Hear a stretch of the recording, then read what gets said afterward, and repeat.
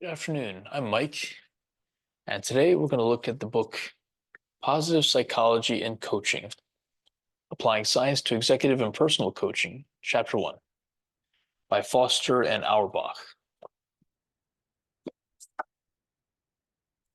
Chapter 1 gives an introduction to what is positive psychology and how does it relate with coaching.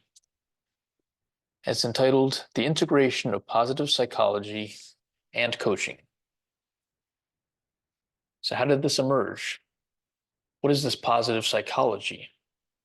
Is it the same as what we think of often as clinical psychology, or how is it different? Is it a real approach?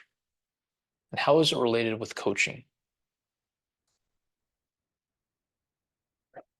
Now, psychology has often been used as a therapy in our society. It's often seen as a therapy for something whenever an individual has a certain issue that's on a clinical level, cannot be just talked about with a coach, but they need someone with the proper training to help them work through that issue. For example, something that may be clinical would be something that gets in the way of a person's life substantially, something that's kind of extreme, where a trained professional, a licensed healthcare professional, may need to intervene.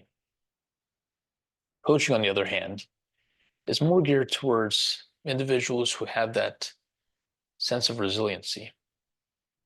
So they're able to have the intrinsic motivation to make a behavior change, and they're looking to improve.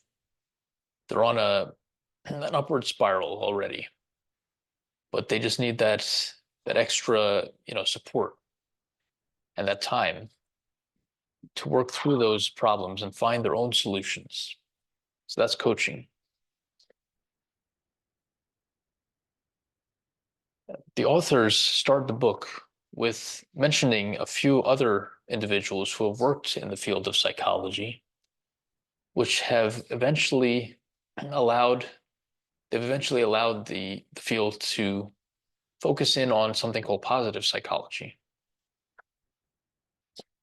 And positive psychology focuses more on strengths and optimal functioning and enhanced well-being. In coaching, we look to unlock a person's potential and also maximize their performance. But that's with the individual choosing for themselves what's the best solution for the problems that they're working through. They mention the psychologist Martin Seligman, who wrote the book Flourish, which I haven't read yet, and how he mentioned about the PERMA model, PERMA, which have to do with the 5 domains of well-being, being positive emotion, engagement, positive relationships, meaning, and accomplishment. This idea of flourishing is to enhance well-being and enhance one's person's functioning through these 5 domains. There are some other tools that focus on strengths, such as Gallup Organization's Clifton Strengths Finder and the Values in Action Assessments by the VIA Institute. Those are assessments where people can find what their strengths are, so to speak, or their values, and see how they apply in the way they address the issues that they're facing. The authors mentioned Barbara Fredrickson and her book Positivity.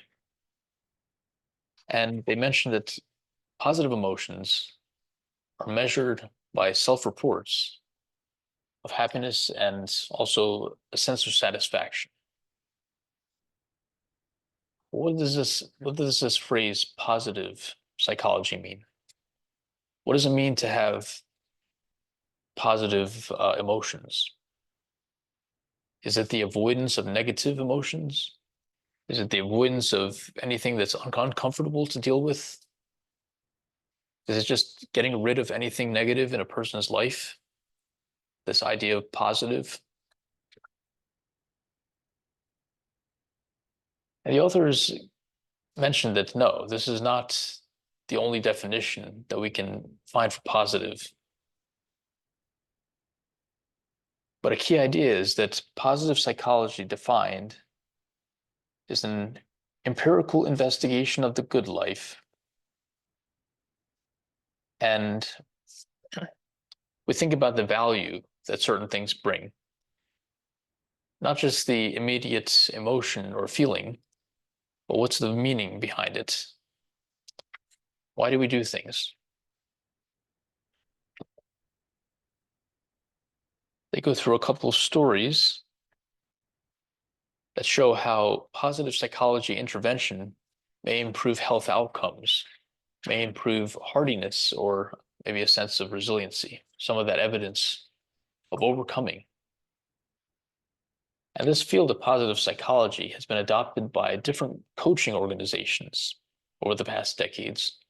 One of those is the International Coaching Federation, or the ICF. And this is the largest global nonprofit professional coaching organization, which operates in over 100 countries. A lot of ICF credentialed coaches work with people to improve performance in organizations, or even to help them experience life more optimally, more fully in their personal lives.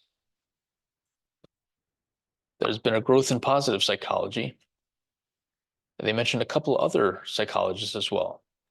And I definitely invite you to take a look at this book and explore more about positive psychology and coaching.